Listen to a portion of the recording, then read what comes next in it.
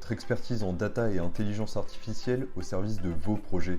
C'est la raison d'être de Gradiant, cabinet de conseil spécialiste de la data et de l'intelligence artificielle.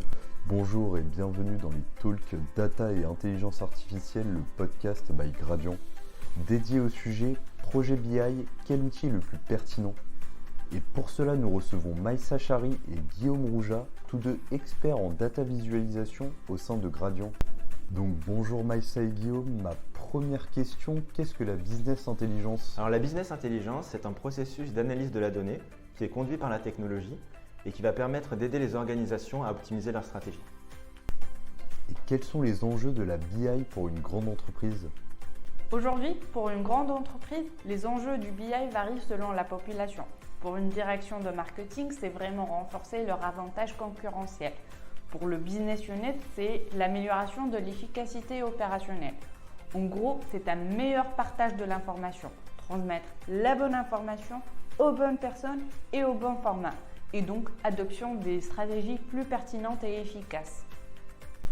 Selon vous et votre expérience, quel est l'outil le plus pertinent? Alors aujourd'hui, on a plusieurs outils de data visualisation sur le marché. Il y en a deux principaux, Power BI et Tableau. Et en fait, leur utilisation va dépendre des usages qu'on va en avoir, tout simplement. Avec Tableau, on a un outil qui est à la fois ergonomique, vraiment facile d'utilisation. Et pour prendre un exemple, en fait, on va pouvoir avec Tableau faire un switch entre deux visualisations avec un simple clic. De l'autre côté, il y a l'outil Power BI. Il vous permet de tester plusieurs scénarios. Par exemple, voir l'impact du changement des prix sur vos revenus. En plus, si vous êtes habitué à Excel, ses fonctionnalités et ses affichages, Power BI est l'outil qu'il vous faut. Et pour finir, quels sont les 5 pièges à éviter avant de se lancer dans un projet BI? Alors, il y a 5 pièges à éviter dans tout projet BI. Le premier, c'est de foncer tête baissée, ne pas suffisamment penser à la stratégie en amont et ne pas penser au cas d'usage. Il faut essayer plutôt de partir sur des objectifs simples, des objectifs SMART et de procéder par itération vers la stratégie. Le deuxième élément, généralement, c'est une préparation de données insuffisante.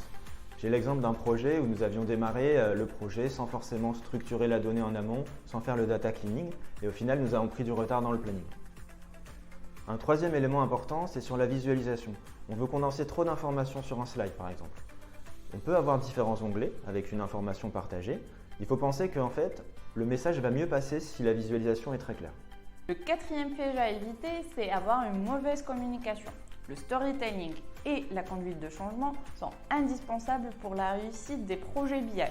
Et finalement, le cinquième piège à éviter, c'est ne pas connaître votre public. Le niveau de détail, les affichages et les filtres à utiliser varient selon la population. Les dashboards envoyés vers les CEO sont complètement différents des dashboards envoyés vers les autres départements.